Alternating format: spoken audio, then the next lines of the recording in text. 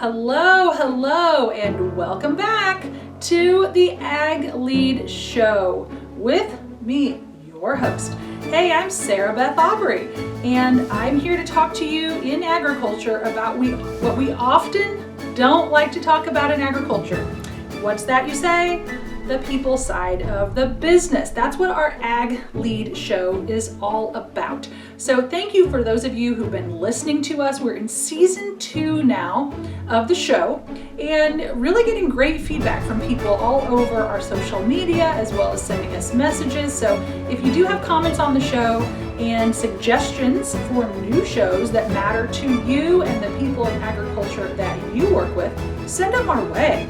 We would love to give you a shout out and read it here on the show, or we just need that information to make sure we're producing what you need. Kind of having some fun here in my new studio, doing these recordings as a video, as well as those of you listening audio, you will have this in all of your favorite podcast apps. But this is kind of a new fun setup, just sort of getting used to having this chat with you in a format that you can see me if you like or listen. It's a lot of fun. So welcome to the Studio de Monrovia, Indiana.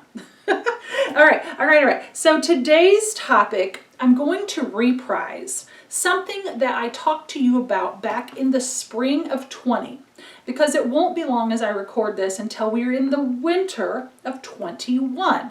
So it's been, 8 months probably since I presented this content to you, and it's still relevant, and I wanted to reprise it today because things have shifted yet we still need this kind of information, and we need it in a slightly different way. So I thought it was important to bring it back. And so what I'm going to talk to you today about is the ACT 4 crisis reaction types. So if you want a quick infographic, here's an image of it that I'll be reading from. That will be in the show notes, as well as our other resources, always at sarahbethaubrey.com, or anything that we talk about today that's got an infographic or a doc or something, that'll be attached in the show notes. So thanks to our producer, Jasmine, for doing that. Thank you. So the crisis reaction types, I built them way early in March, at the beginning of the Corona festivities, and I really started using them as a way to sort of categorize what was going on myself and with my clients. In that point, everyone was in triage mode and really just trying to understand what they were going to do next, how they were going to operate, how they were going to realign employees, how they were going to manage to serve customers. And we realized that people had very, very different reactions to the upset of the crisis that we now call a pandemic or COVID-19. And I began observing that as I was doing what a lot of people in my line of work were doing, was just calling clients. How are you? What's going on? Can I help? Do you just want to chat? That kind of stuff. And people had very different reactions to what was going on. And so I built this set of 4 types literally from hearing what people were saying. Once I built those, we started getting those out and about and sharing those with clients, friends, peers, prospects that weren't even clients, on podcasts, on my social media, and they started to get traction. Chris from a seed company that I work with, I told him about it over email, just sent him an email with the attachment, and he's like, "Can we have our first total company Zoom meeting? Can I get you on there to talk about this? Would you mind?" And I was like, "Absolutely not." So I did that. And then Joy, that runs a very large organization that's a meeting planner, and they had an international meeting plan for just days into the Corona lockdowns. She began to use it with her own executive team that was dispersed all over the country and the world, because she found that they were having trouble figuring out how to pick up the pieces and move on and revise the way they operated a live event business. So I really got great feedback from this, and thank you to them, and from others of you who just saw it on social media and liked it or commented. And I pulled it back out because we're just after the elections now, which is a untold amount of drama. And I don't want to talk about that because I don't think that's what we're going to apply it to necessarily. But what I think now is, when we were early in the part of, earlier in 20, we're very much in the immediate phase of a crisis that was unknown to most of us. We were very much in a phase of, like I use the word triage. Now I feel like we're in what I would call crisis management. That's not so unknown that we can't, we're not in shock anymore. And that goes for any crisis that you have, a public relations crisis problem. I had a client who had a PETA investigation mess, and that was a huge crisis. They could have used this tool, very much so, and that went on for months, and still there have ramifications from that. So crisis can be anything. But with the global crisis that we're dealing with, the thing is, it's not in that shock phase is kind of past. For many people, you're waning in enthusiasm for dealing with it, I know. And for others, you're still very concerned. And that's why I wanted to bring this back to you all today. And as you take a look at 21, it's time to kind of visit where are people with what's going on. Because if you don't know how your team and your customers are reacting, you aren't going to be able to plan anything. And this lack of planning, or this let's not take action until this is over, it is not going to fly. I mean, that's no way to live. It's no way to operate a business. It's no way to serve your clients. You've got to figure out what the modifications are that you want to do, that you need to do, and it's going to be acceptable to your audience. So I think we really need to go back to a model like this as we look at 21 and start to figure out, are we going to deliver a live event? Are we going to have a sales meeting in person? Are we going to try to do some different specialized customer interactions so that we don't lose them to the competition who has jumped out ahead of us and doing more unique things? And in order to do that, though, you need to know where people are hanging out in their response to crisis in order to help get them on the team with you and move forward. So let me share what those are. Again, there's 4 types, and they are, I'll just read them, and then I want to talk through each of them for you for just a second. They are hide and hunker, the conformist, the fence rider, and the vanguard. So as I built this, those are the 4 types I see. Again, they can be the type of response that anybody can have to any major crisis. It could be a public relations disaster. It could be something like a chemical spill that affects water and you end up with an issue there. It could be something with an employee who's put some very bad content out there or has an accident. See, crisis can be a lot of things, but you've got to make sure your team where people are in reaction to take the group forward and deal with the issue. So these 4 types came about because we are very different. And I want to just run through them. And as I do, think about who in your team or your client base or your customer base, or frankly in your family at home, or that extended family, where they are in this. And frankly, it's okay to ask them. This isn't what I would consider a secret, and it's what I'd call it's a mini assessment. Someone asked me, is this like the 12 stages of grief? That's not a bad parallel to draw, but I would say it's more, these are a personality type in a lot of ways. And sometimes there's things that can't be changed because that's that person's personality. But they are also a few of these that if they can't move past that, they are going to be stuck. And that is going to limit the organization. So you are going to have to help the people who are in more of a hide and hunker place still be able to be effective and productive. With crisis, once we get a handle on it, once we're into the management of it, which is what I would tell you that we're dealing with now, we've got to have everybody at work. Productivity has to be there. You need to expect performance out of people. The COVID-19 should not be an excuse to slack off. Boy, that was pretty relevant and pretty prevalent in 2020. For some of us, we saw it. Some of us did it. But as you look at going into another year, now in the management phase, that's not going to fly. So how do we find out where people are and ask them, okay, I see where you are and how you feel. Now, how do we still expect good work, productive work, and that you meet your goals? Because people are going to have to do those things for your organization or they don't belong there. People's fears should be addressed and respected, but they cannot be so limiting that they simply won't do the job. There's someone else who will. And so I think you can address that with compassion, but you have to address it. So let's talk about it. Hide and hunker is my first one.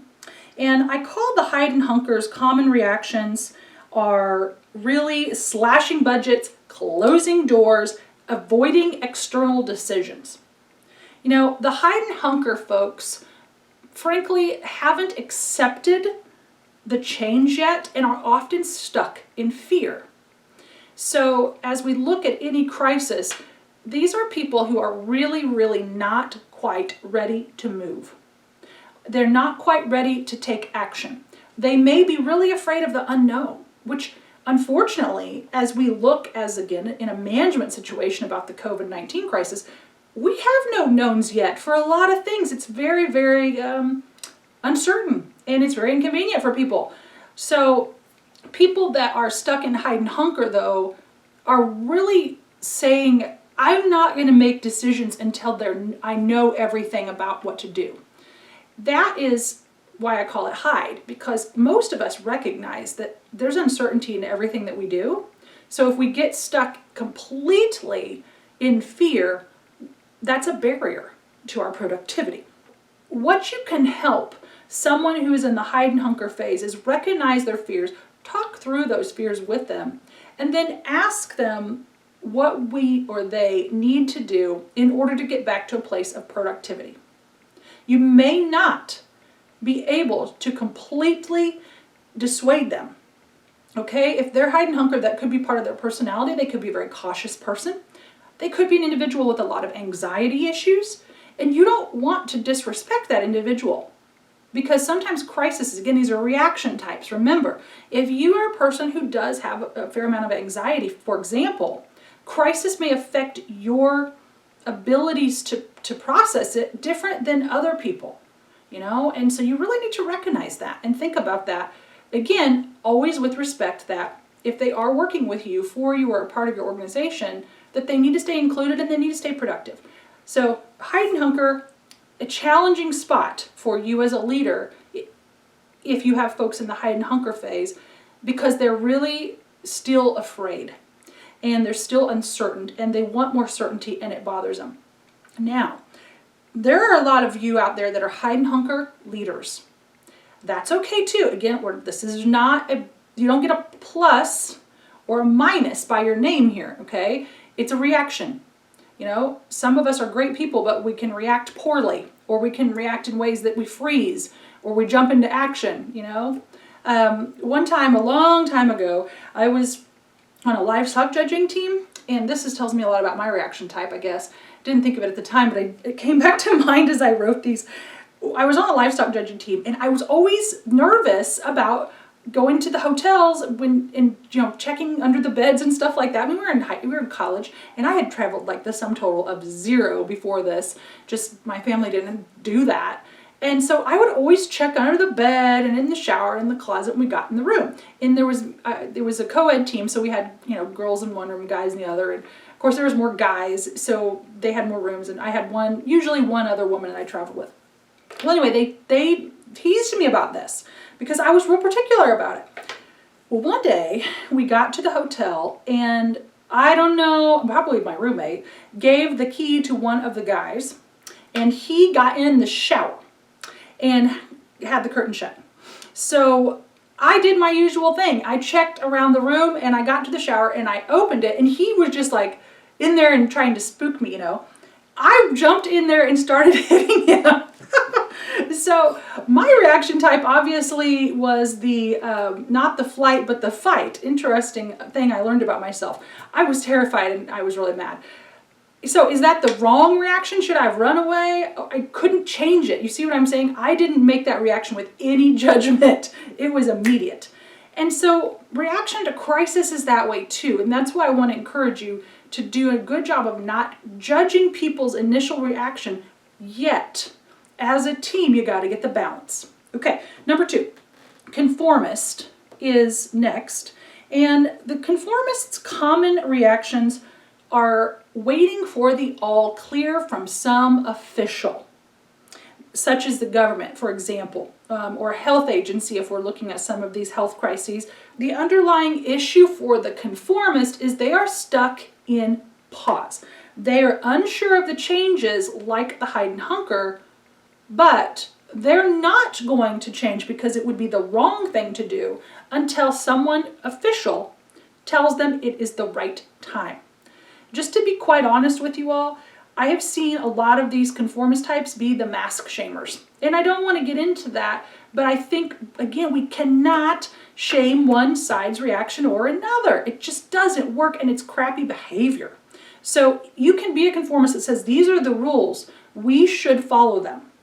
Okay, but again, sometimes conformists I have found can actually be very aggressive about pushing others to believe in those exact rules, and can be very negative to others if they don't. I have seen that a lot more over the ensuing summer than I did at the beginning when I first started going over this with people. So if you've got conformists, or if you are personally a conformist, understanding the rules and explaining to others why you believe there is an importance to work within those is part of the conversation. But if you've got conformists on your team, you can't just tell them, screw that, don't do it. You also shouldn't let them bully. So this is a back and forth discussion, and again, why it's so important to recognize where people are. If you can recognize where each other are in the crisis, the conversation gets a lot more productive. You can't just be mad at the people who don't conform, don't like to follow the rules, aren't convinced that all of the rules make sense if you're a conformist. And if you're not one of those, super rule followers, you can't mock the conformists, okay? They have their opinion. In their mind, they've used good judgment to follow rules that have been laid out by organizations they trust. So, really yin and yang here on this one. And it can get, I have found over the summer, really contentious conversations around this one. So, watch for that on your team, address accordingly. Okay, number 3, I like to call the fence rider. Fence riders' common reactions are bored. They're ready to move on, but they want a little assurance. They're kind of between the conformist and our last one, which I'll go into in a second, which is the vanguard. Here's what's the problem with the fence rider, and I do think this is a little bit of a problem. Fence riders are often unable to take the lead. They have trouble picking a team and then, going ahead. They really prefer someone influential, whether it's a person or an organization or, a rule, to take the lead and tell them what to do. They're liable to go either way. They may go with the conformist. If you're a conformist leader and you've got a fence rider on your team, you just need to tell them, hey, let's move forward. These are the rules. We're going to follow them. We're going to put an event together. We're going to have these certain protocols in place and proceed. The fence rider in that case is probably like, yeah, okay, I'll do it. If you're a vanguard leader, which we'll get to next, and you have fence riders on your team, you're going to tell them, hey, we're not doing some of this baloney. It's too slow. I've got a brand new idea. Bring me new ideas for how we work now, and let's get the heck on with our year. The fence rider will likely be like, yeah, okay, I'll do that. You see what I mean? To be quite honest, most people are number 3. And I would be really curious to see if you have found that throughout your career, and especially in a year like 20 when there has been so much conflict and so much crisis. But as I've been through the year, and again, I've used this, I started this and built this in late March, and then, I watched it unfold just like everybody else. And I really think the majority of individuals fall under fence rider. They're over the crisis, they're bored of the problem. Most people have any kind of problem that you get. It gets tiresome. They want things to be back. These are the get back to normal people that are just like, yeah, okay, whatever. Let's just, if there's rules we'll follow, that's fine, that's normal. If we're going to go and come up with new stuff, that's fine. They don't want to have to be the person who innovates. They just want to get over it.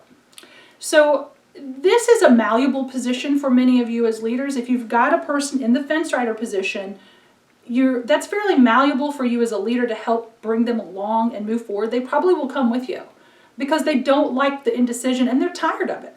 They're not afraid of the indecision like the hide and hunker person is, and they don't have a hard line rule set like the conformist. But unlike the vanguard, which we'll cover next, they're probably not taking the lead on developing the new solution. So you can get them to move with you, but you'll need to be really clear about how that looks.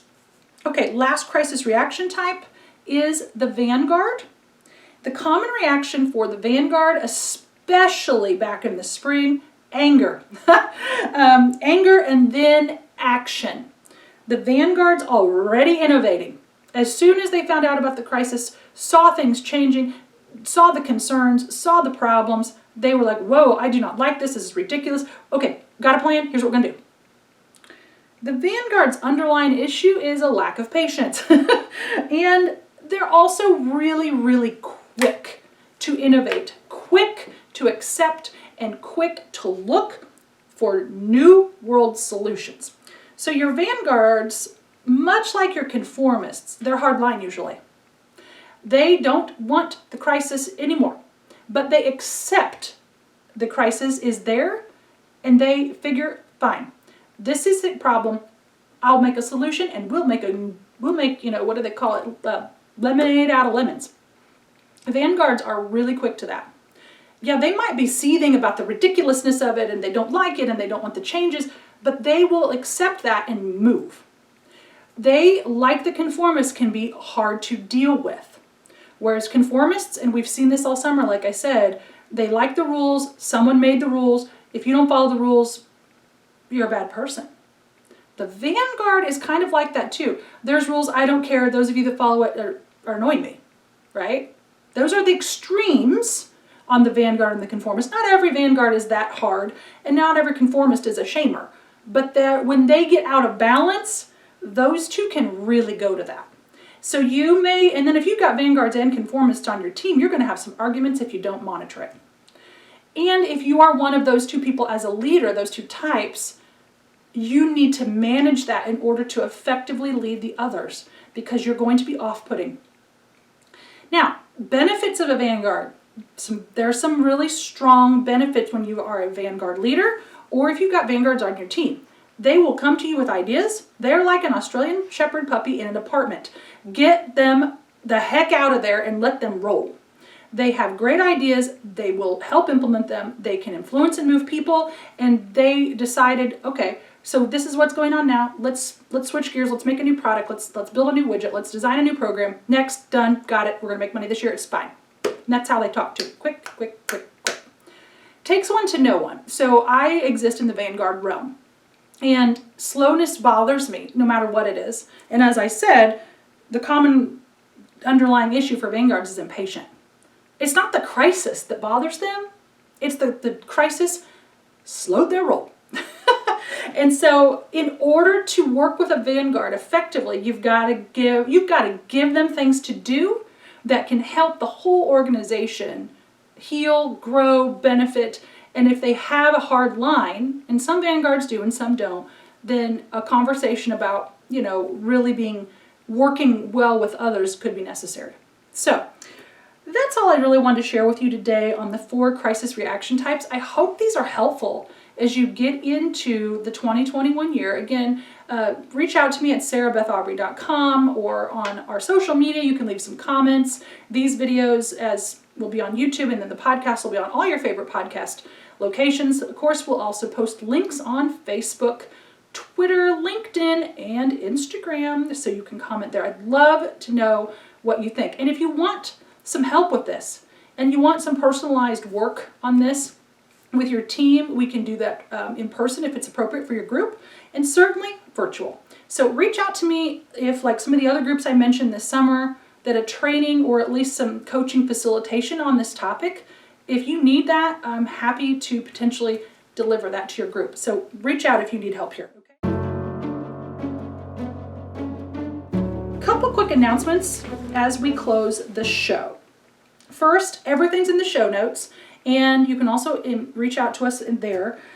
Join our email list. So go on the website, sarahbethaubrey.com, and you will get our weekly thought leadership. We have blogs every week. We do podcasts at least twice a month. Some of these are solos, like today, but a lot of times I'll be doing podcasts with guests or featuring segments of podcasts where I was a guest. So you're going to get to learn from some other groups too. Okay, I do want to share something really exciting. So just in time for the holidays, I have got a treat for those of you who need management skills and training. Whether you are the leader of young or newly promoted emerging leaders in agriculture or agribusiness who lack skills in just the basic management principles. I've got a new program for you. It's called Ag Lead U, which that's our launch name. That's going to be kind of our umbrella program where we're going to roll up individual courses under there.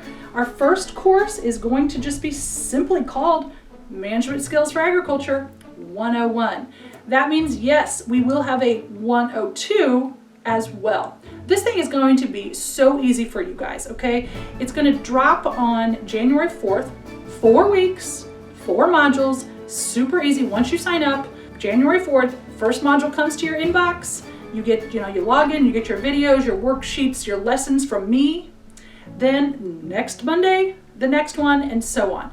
It could not be simpler, and yet it's going to be effective. Our goal is that you're not overwhelmed with too much stuff, but that we pick 4 top modules for you to get better at management skills and leadership right away.